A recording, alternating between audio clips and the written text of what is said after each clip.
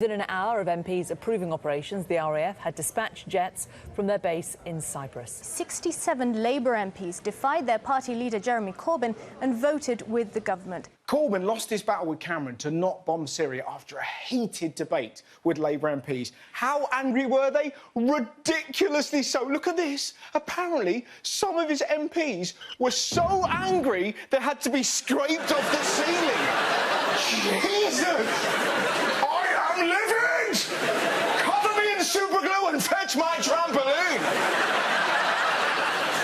Our politicians shouldn't be angry. They should be calm. The world is so tense at the moment. I mean, did you see what Turkey did? A Russian fighter jet has been shot down by Turkish forces along its border with Syria. What are you doing, Turkey? Don't start on Russia! That's like Warwick Davies flicking an orc in the bollocks.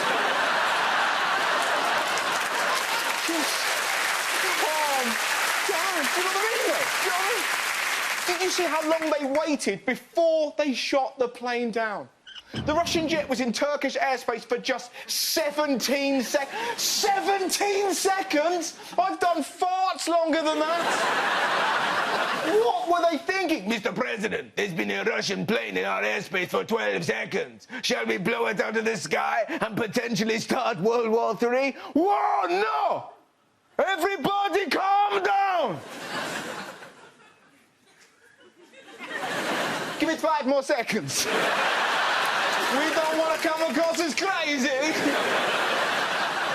All the people to wind up, why would you pick on Vladimir Putin? He's not exactly balanced. Or, as this guy puts it, Putin's a nutter.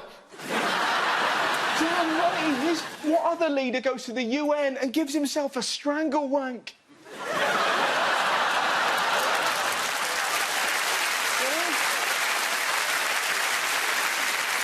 And Russian military experts aren't exactly sane. They should level the score and maybe teach Turkey a lesson and shoot down a Turkish plane in response. That's how wars start, though, isn't it? That could lead to an escalation. Do you think? The world is so messed up at the moment. Everywhere you turn, there's horror. I mean, did you see what happened in America this week? President Obama has made another call for tighter gun control following the shooting at an abortion clinic in Colorado, which left 3 people dead. Police say the gunman was a 57-year-old man who gave himself up after a shootout with police. He's a 57-year-old fuckwit. He shot 3 people at an abortion clinic because he was pro-life. How can you be pro-life and shoot someone? Stop killing people!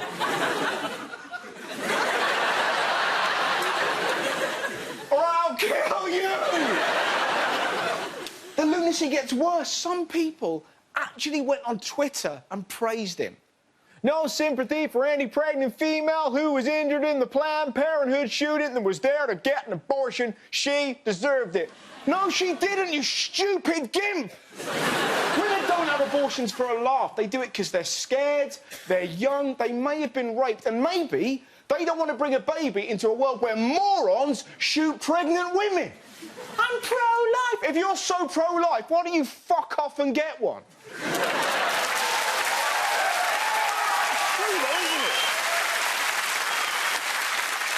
Abortion is a personal choice, and sometimes refusing one can have grave consequences. Patty Millett became pregnant at age 17 and was pushed towards abortion but refused. That baby later became known as Justin Bieber. See what I mean?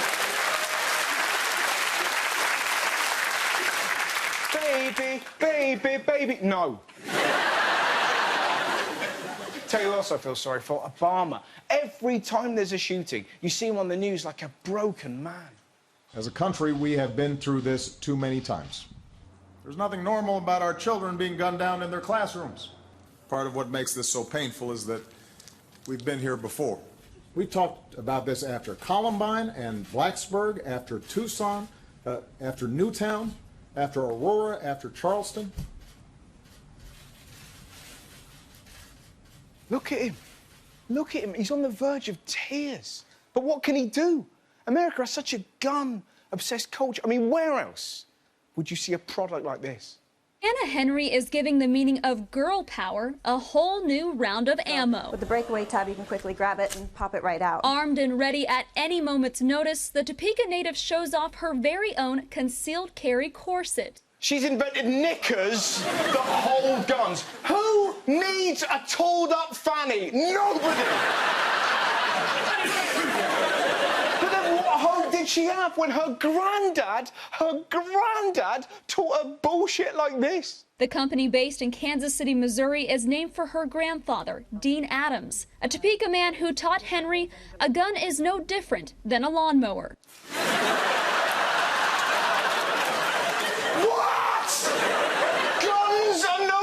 From law, yes they are! Nobody's ever been the victim of a drive-by strimming.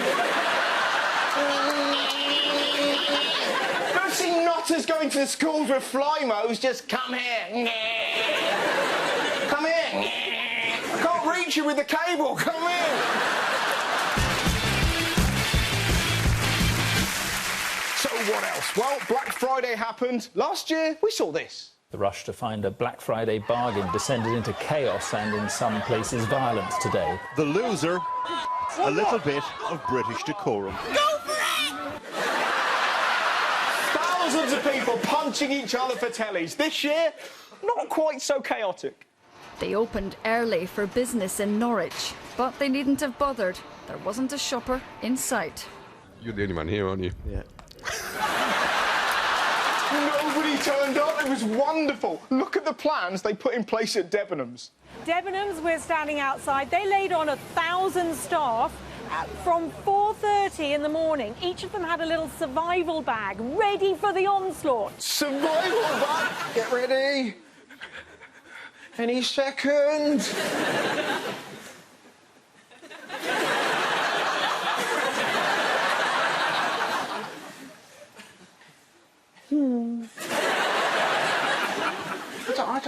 I don't think they're coming.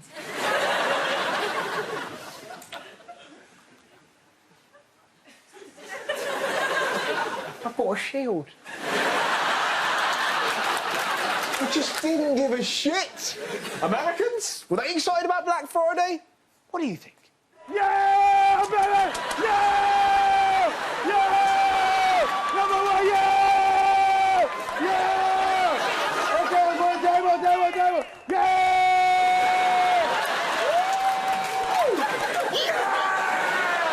That is Jarvis Johnson. He was so giddy about Black Friday, he camped outside that shop for a week. He became an internet sensation. 30 million people watched him online. He may like a bargain, but his math skills are appalling.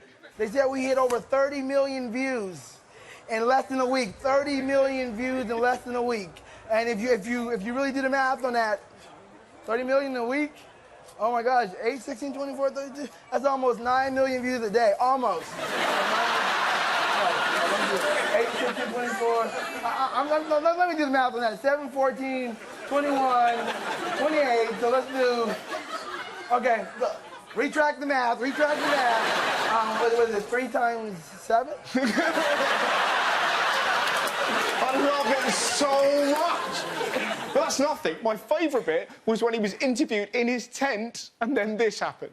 You are also a freestyle rapper. Give me a little rap about Black Friday. Yo, check it out. I hope you like the price, because they're very, very nice. I'm doing what I do. I'm trying to get a TV just for you. Ooh, $149 for a 49-inch. I hope you like the TV, because I like it too. Ooh, there we go.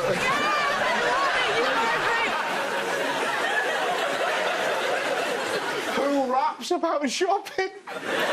I like shopping, check the dollar that I spend. Makes me feel like dancing in my big-ass tent. People be hating like you a stupid fool. With jokes on them, I'm collecting vouchers for school. I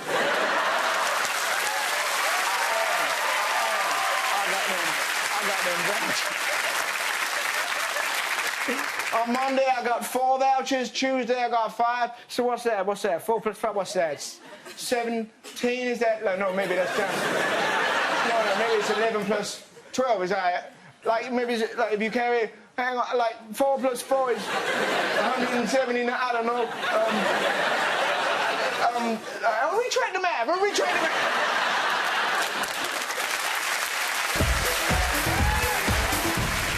In political news, the unthinkable happened. As U-turns go, it was a pretty big one. The Chancellor, George Osborne, has scrapped his controversial plans to cut tax credits for millions of low-paid workers. So weird, isn't it? George Osborne's done something nice. The whole world's changed. What next, Joey Essex on QI?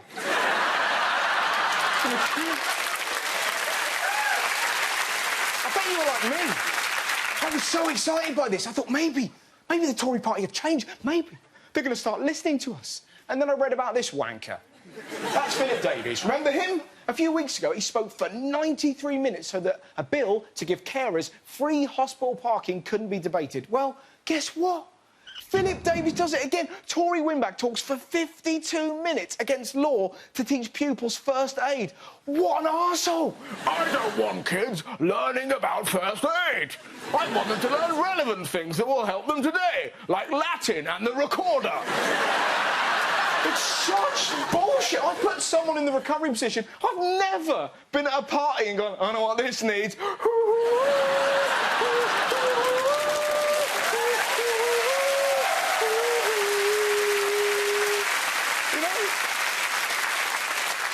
Some girl in the corner, Dominus Meus, Russell, Dominus Meus. It gets even more ludicrous. Did you see the reason why he wanted this bill blocked?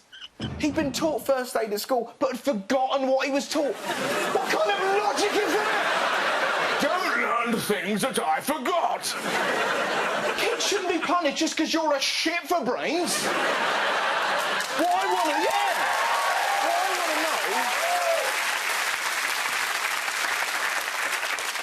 Does my head in this bloke. What I want to know, how is he allowed to get away with filibustering? Basically, what he does, he speaks for long enough so that important things can't be discussed in Parliament. That's what filibustering is. He just talks bollocks to stop democracy. Well, if he's allowed to make stuff up to pass the time, then so am I. Philip Davies can only shit if a cat watches him. What? I'm just filibustering. Philip Davies loves to sniff bike seats. What? I'm not saying you do, Phil. I'm just saying I'm filibustering. Philip Davies' only hobbies are killing ladybirds and farting in lifts. It's filibustering. 52 minutes of this I got. Philip Davies once cut... The BBC would like to point out that Russell was true to his word and did talk bollocks for 52 minutes, but as this is a 28-minute show, we've had to fast forward. And most importantly, Philip Davies can only get hard thinking about Jeremy Kyle.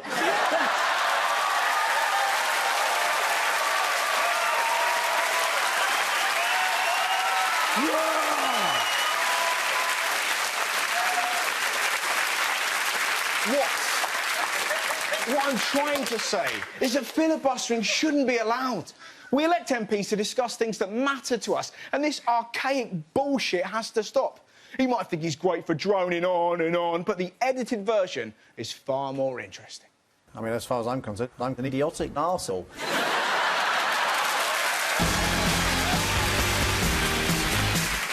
My guest tonight is the leader of the Liberal Democrats. Tim Farron has been elected to lead the Liberal Democrats, succeeding Nick Clegg, who resigned after the party's worst-ever election result.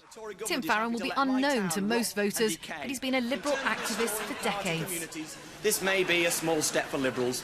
It's a giant leap for Leyland. He first stood for Parliament in 1992 against Theresa May, then worked at a university before winning in the Lake District. I am proud to be British, and I am proud of Britain's values. So when Mr Cameron turns his back on the needy and turns his back on our neighbours, I want the world to know he does not speak for me, he does not speak for us, he does not speak for Britain.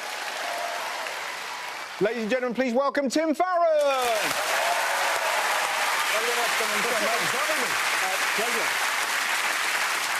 We were just chatting earlier, and the last interview, was it the last one you did? Was it a primary school? And there was a brilliant, listen to the question he was asked by a kid, it's fantastic. They're the best audiences anywhere. So a 7-year-old lad said of a primary school, he says, have you met the Queen? So, yeah. Does she smell? And the good thing... You can't prepare for those. No. But fragrant is the answer, obviously. I imagine she smells of just a bit of dupe. Go on, Tim, give us a sniff. Tell me that's not just right. You were there too? Yeah, I'd sniff her, yeah. Just Prince Philip, I smell of Lynx Africa, Jim. Nice. First question I have to ask you, have you ever met Philip Davis? I have met Philip Davis. Can you do me a favour next time you see him? Just before he goes for a chat, can you put some laxatives in his drink so that he can't talk for 93 minutes? He could talk for 93 minutes, he'd just be quite messy. How do we stop it? I think it's a thing that really annoys me. It really pisses off the audience. But how do we stop filibustering? Because it seems so undemocratic. I mean, what I don't understand is why you would bother doing that, particularly when it comes down to sort of free car parking for carers or, you know, first aid in schools. Surely you get involved in politics to try and make a difference and to change things, not to waste your Friday standing up to spoil somebody else's motion. Exactly, man. I will applaud that. As the leader of the Lib Dems, I have to ask you, how is Nick Clegg? Because I have an image of him and Ed Miliband just meeting up and just weeping into their tea. Do you know, I think he's fine. I actually bumped into him and Ed Miliband talking to each other the other week, and they both looked very relieved, basically. Do you think? Yeah, just swapping mixtapes? I think it must be... yeah, I think that's what they do. I mean, he's all right. I saw him early and he was fine. Good. And do you think it was a mistake to go into coalition or not? I think we made some mistakes in coalition, but I didn't join to cop out. You know, if you're involved in politics, even if you choose a difficult route, which frankly ours is, you should want to be in power. But that's what I love about you, because, well, I don't mean this with any offence, it's very unlikely that you're going to be Prime Minister, but you're trying. But you're trying so hard, and that's what I admire. I was trying to think about what it's like, and it's a bit like my brother planning a date with Scarlett Johansson. Yeah. It could happen. Ready if it comes up. Correct. Yes. And that's exactly what my brother's planning, but it's never going to happen. And yet, he's thinking maybe, just maybe, I could bang Scarlett Johansson. You know, and he would need to be ready should the opportunity arise. Yeah, and that's how I think of you now, just readying yourself for Scarlett. That's an enduring image that takes some shaking off. But I think the... It's a better way of putting it. Don't shake it off. Shake it off before the date. Yeah, there you go. Right, we'll move on. Why do you think people are so disillusioned with politicians? It's a tricky one, isn't it? Somebody once said that nothing so disillusions the voter than backing the winning candidate. In other words, your hopes, generally speaking, aren't fulfilled. Now, I try, as a constituency MP, to try and sort of prove that wrong by over-delivering. Yeah. But, you know, so, for example, you know, Justin Trudeau, the leader of the Liberal Party in Canada, just become Prime Minister of Canada, came from third place. They had a shocking election previous time. So, my hopes are very much on trying to emulate him in some way. He's got better hair and a tattoo. I can fix one of those things, but not the hair. Do you want to get a tattoo tonight? I'll take you for a tat. Yes, where, any advice? I get a big one on the back. Yeah? Saying what? Don't fuck with me. Oh, yeah, OK. And every time Philly Davis gets up, I just drop my top. Yeah.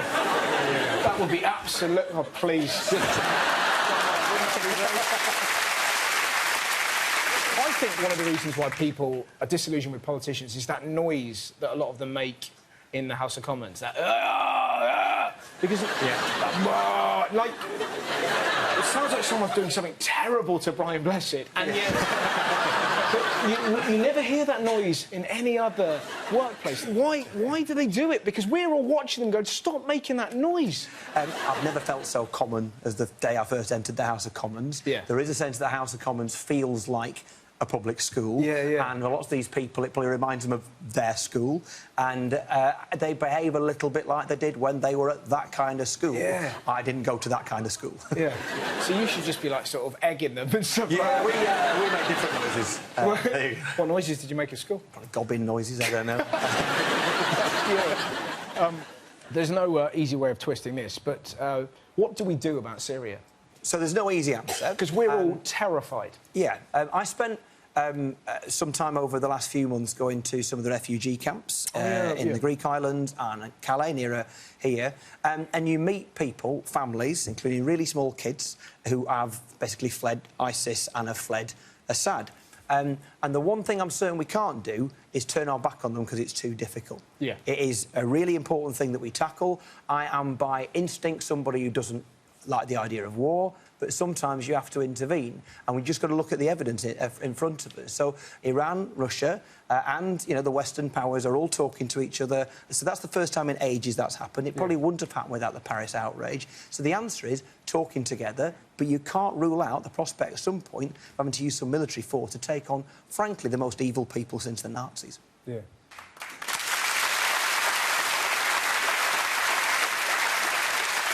Now, I've got some audience questions. Great.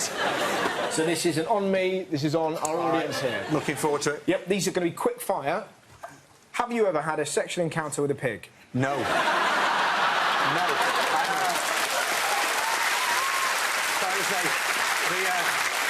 The morning that news arrived on our TV screens was the morning I've never felt more happy to be a vegetarian. Nice. What's the first thing you do if you became Prime Minister? That's a good question. Pinch myself. Have a twirl around the chair a bit, probably, and then I'd tackle the housing crisis. You know? Let's hope to God they record that. Spinny! Right, let's get serious. Housing. 1.6 million people on a council house waiting list, and it's not fair. You need to build some more homes. Yeah, good man. At Christmas, this is an absolutely wonderful question. This is from Joseph. At Christmas, have you ever put drawing pins on the benches in the House of Lords just to see 10 Lords a-leaping?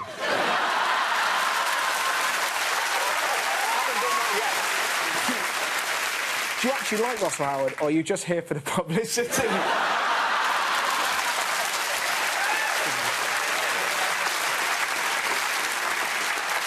A bit of both, really. Nice. Final question here. What do you want to do with politics? Make a difference. We'll all be forgotten.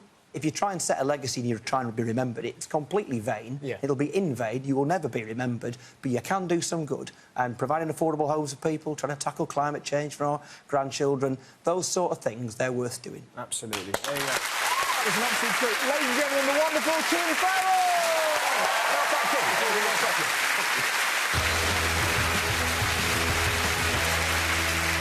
Some truly mad health stories in the news. First up, you are going to love this. Have a look at the way Norway are trying to educate young people about STDs. A 19-year-old glitter-spraying penis mascot was sent out by sexual health charity RFSU to spread awareness of STI prevention. With the tagline, "The penis can surprise you," the campaign features a giant penis creeping up on people in parks and cafes and spraying them with a golden shower of confetti.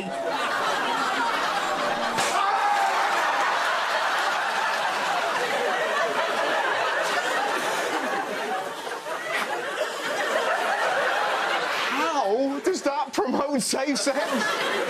Shall we hand out condoms? No! Get Gunter to wear a dick costume and jizz glitter! It's madness. That advert doesn't make you think about STDs. All it makes you think, how cool would it be to jizz glitter? Parties would be amazing! Surprise! No! Greeting cards, love you, Nan. He loves me! He loves me! Think about it. Spunk in the hair. Ugh. Glitter in the hair. Boogie nights. Mind you, it would be quite hard to convince your mum you hadn't been masturbating. What the bloody hell's this? It's like a bomb's gone off in Hobbycraft, you dirty bastard! What's it mean, Robin? What's it mean? Well, really, if someone stamped on Tinkerbell.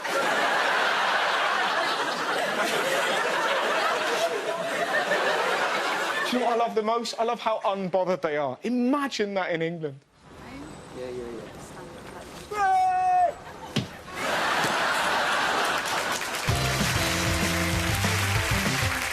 Finally, me tonight is a lovely story that shows you're never too old to follow your dreams. On your mark. At Lee Valley Athletics Centre on Sunday, a new world record. The fastest 200-metre runner on Earth in the over 95s category. Eugster rises from his blocks in lane number 2. It was virtually a standing start. He's quickly upright and into his running. It's an economical style, not too much in terms of high knee lift. The arms aren't pumping. Charles Eugster's time of 55.48 seconds shaved 2.4 seconds off the previous record. I felt as if I was running like a young buck. But when I saw the video, it looked to me as if I was one of those 100-year-old tortoises trying to catch a female. His success suggests Charles was born to be a sprinter. It just took him 95 years to realise. I was always a very poor runner. I couldn't run. I'm not a runner at all. The point was that I decided that it was about time to start something new. You can rebuild your body at old age. You can start something new at old age. You can even win a medal and break a record, regardless of age. Later this year, Charles hopes for another record at the World Masters Championships. At 95 years of age, the best could be yet to come. Thanks very much for watching the news. Good night, my friends. Good night. Farewell.